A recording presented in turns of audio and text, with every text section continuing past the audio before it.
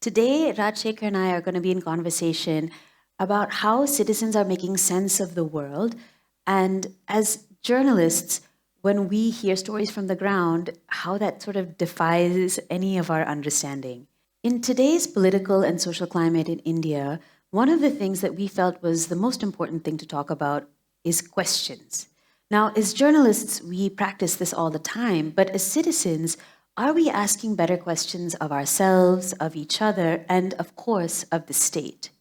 My first question to you, Shekhar, is do you feel that there is a shared understanding of how the country is doing right now? Okay. To start off, thank you everyone for being here. And then the question that you ask is a hard one to answer. You spoke about finding the right questions to answer, right? And that itself is quite an undertaking to start off.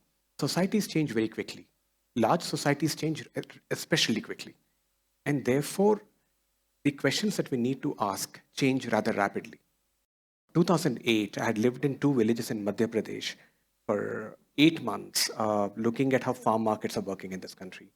And that understanding took me through the next 7 years. By 2015, however, it was very clear once more that the country had moved ahead, had evolved and changed, while my understanding was relatively static. Which is why in 2015, I quit my job at the Economic Times and joined Scroll for a reporting project which, more than anything else, was supposed to help me refamiliarize myself with India. And this is one of those hard questions to answer. How do you refamiliarize yourselves with a country as large, as diverse as this one? We thought that the right way to go about this would not be another stay in another set of villages. Instead, it would perhaps be more rewarding and illuminating to create a typology of states that between them capture the complexity and diversity of this country. A typology would be, let's say, states from the periphery, a state which is mineral rich but poor, a state which is reliant on rain-fed agriculture, another which is reliant on irrigated agriculture, two states which are relatively industrialized. So that gives you Manipur, Mizoram, Orissa, Punjab, Tamil Nadu, Bihar, and Gujarat. The idea was that let me go and stay in each of these for 3 months, 4 months at a time, a kind of an immersion. And that while I'm in these states, to not focus on the events unfolding while I'm there, but to have a set of conversations with the political economy of the state and try and understand what are the largest changes each of these states has seen in the last 6 years or so. So any large change which seems deeply consequential, you drill down and you try and identify the processes responsible for such an outcome. And the understanding was that if we identify, let's say, a bunch of these processes, what we will have done is identified the processes shaping India as a whole. So that was the reporting project, essentially. As the reporting project continued, I began to see some very strange commonalities between each of these otherwise entirely dissimilar states. In each of them, you found the state struggling to deliver health, education, and justice. In each of these, you saw extraordinary centralization of political power with one or two individuals. In each of them, you saw political power increasingly being used to benefit the political party more than the people of the state. I'll illustrate this one with an example soon. In each of these, you saw a narrow, politically connected elite gaining much, much more than others in the state. And you saw the people responding to endemic, pervasive state failure, not with democratic protest as much as with falling back on religious identity or caste identity. You think about this a little more closely, and what you realize is that for the most part, people are not able to understand the precarity which has come into their lives. Okay, in Punjab, while I was there, the state had a grand total of one cardiologist in the entire public health system. The reason is simple, as I found out. There was only one cardiologist in the public health system because Punjab pays a grand total of 40,000 rupees a month as salary. Why does it pay so little for a cardiologist? Because the state health budget is low. Why is the state health budget low? Because the Punjab annual budget at that time was about 40,000 crores. But Punjab was also not collecting revenues worth 5,000 crores from the liquor market, which was going directly to the Akali Dal. Punjab was also not collecting 10,000 crores apiece from illegal stone crushing and illegal sand mining, which were also going directly to the Akali Dal. This is foregone revenue. So you have this paradox where the political party is fundamentally getting fatter at the cost of the people of the state. And this connection was not getting made. That low healthcare delivery doesn't exist in isolation. There is a larger process of expropriation which is parallelly playing out. And this is mainly a failure of the instruments like the media, which are supposed to help you make sense of the world you live in. Right? And bereft of that understanding, you have people trying to live the best they can, living despite the state, as it were. So to answer your question, it's very, very hard to belong to the time we live in. I say this as a reporter. It's possible for me to be a reporter in this country and yet be outdated in my understanding of this country.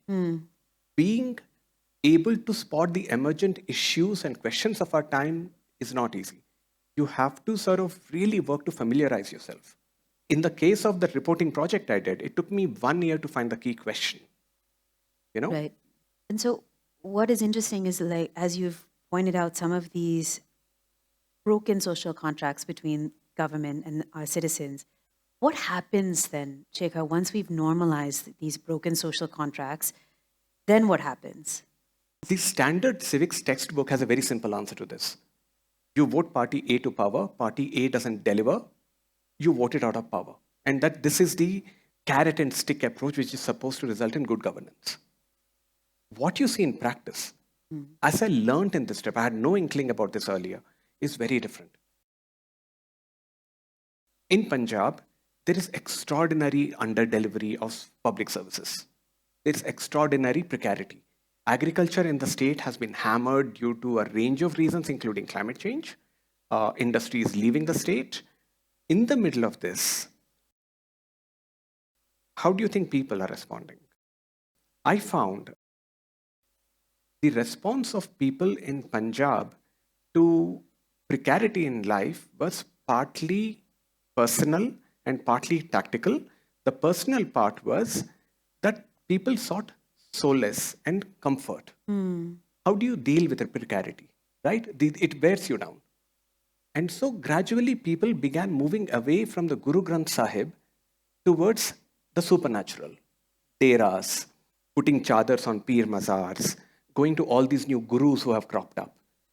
Like I was talking to Desraj Kali at this time when I was in Punjab, and he said this to me very eloquently. He said, look, the people are broken. And then he said, अब मैं बीमार हूं, अब मैं टूट चुका हूं, अब मेरा देह से कुछ नहीं होगा, अब मेरा शब्द से कुछ नहीं होगा, अब मुझे देह की जरूरत है, human touch. I want someone to put their hand on top of my head and say that, look, don't worry, everything will be fine. Right? So this is the sort of a personal solace for the soul sort of a response. The other response is tactical, where I'm saying that, look, on my own, as a voter, I'm a disempowered person with no capacity to move the system. Bureaucratic systems of redressal don't really work, right? I will then say that, okay, which is the social formation that I'm a part of or can be a part of, which has greater bargaining muscle, right?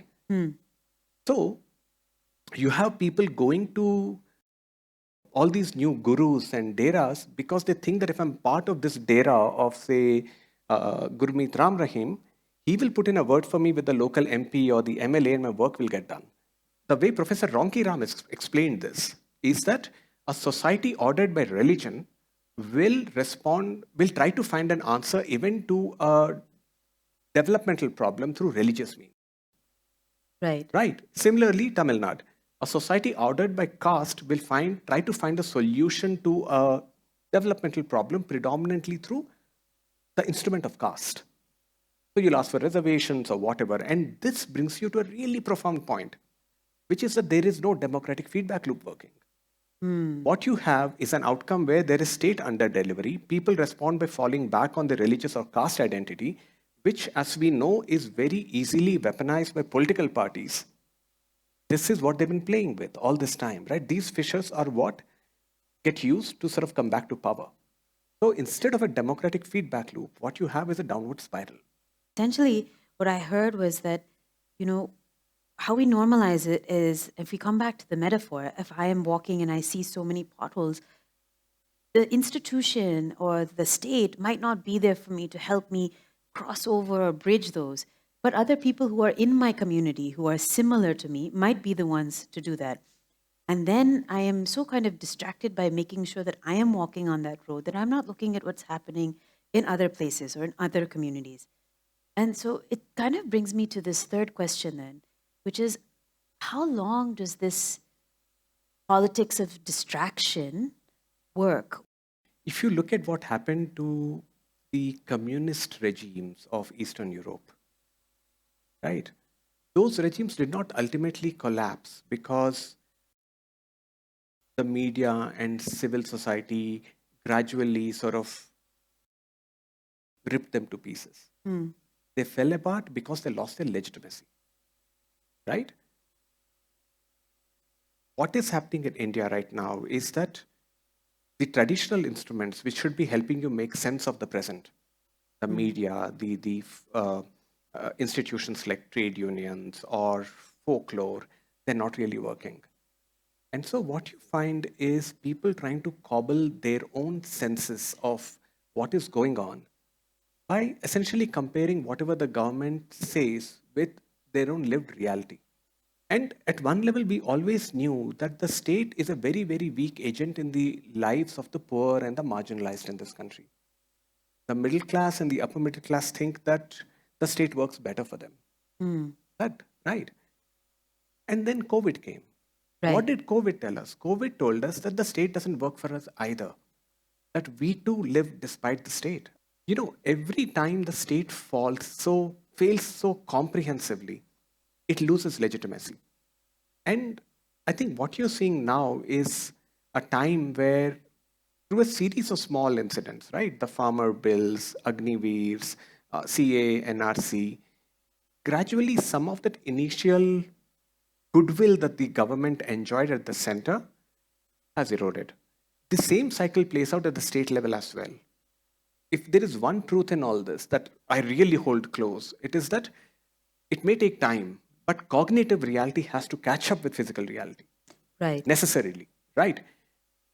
It's faster if the media is doing its job, but it doesn't matter if the media is not doing its job. The lives of people, if instead of improving are sort of weakening, at some point, people cobble together their own homespun understanding of why things are going wrong. With that comes delegitimization. Right. know? Right. My last question is, what is this costing us? And I don't just mean, financial cost, but what is it really actually costing us to be this divided or walking on our roads with these blinders on? I think it's sizably a human cost. I mean, the number of people I've seen who should have been leading lives so much better than what they will end up leading. Right? We know, for example, that high healthcare expenditure is one reason why families slip into poverty. Right. Right? We know also that good public education is the best way to pull families out of poverty.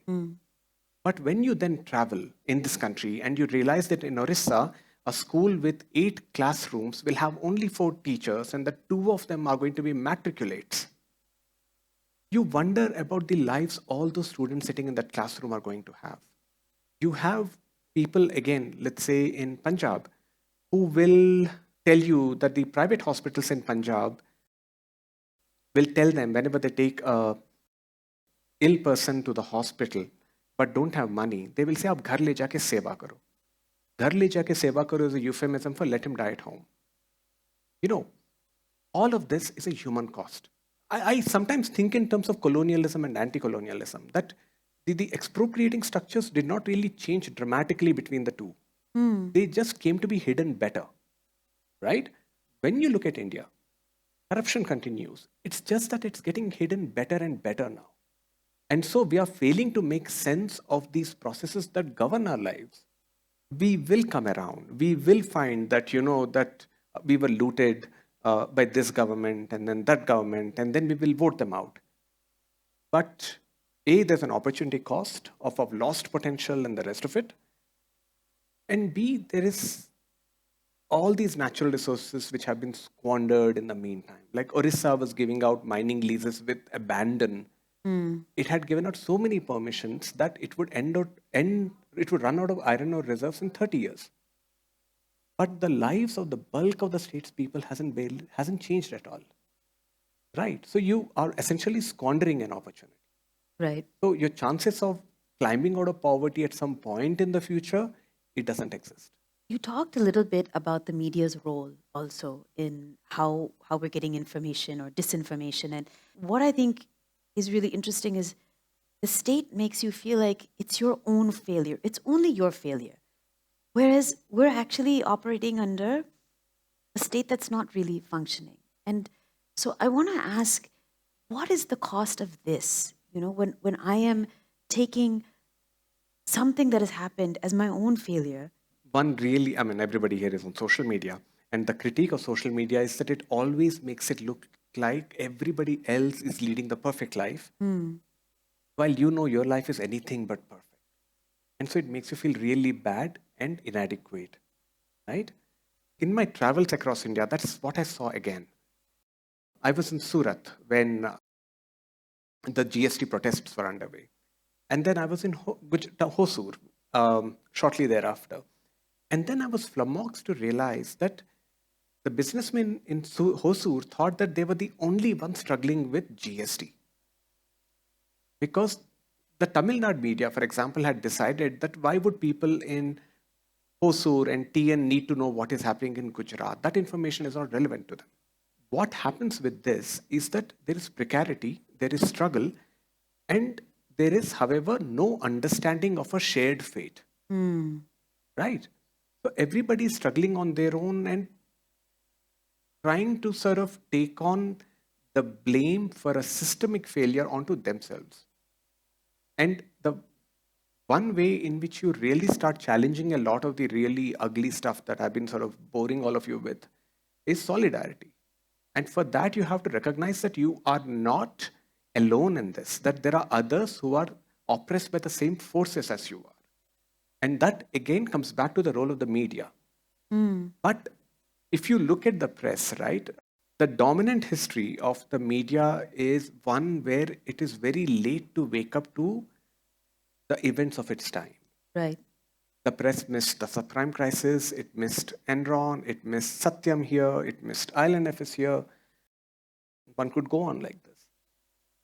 So, and this is a problem for the society as a whole, that how good is this society's capacity to recognize where it stands today?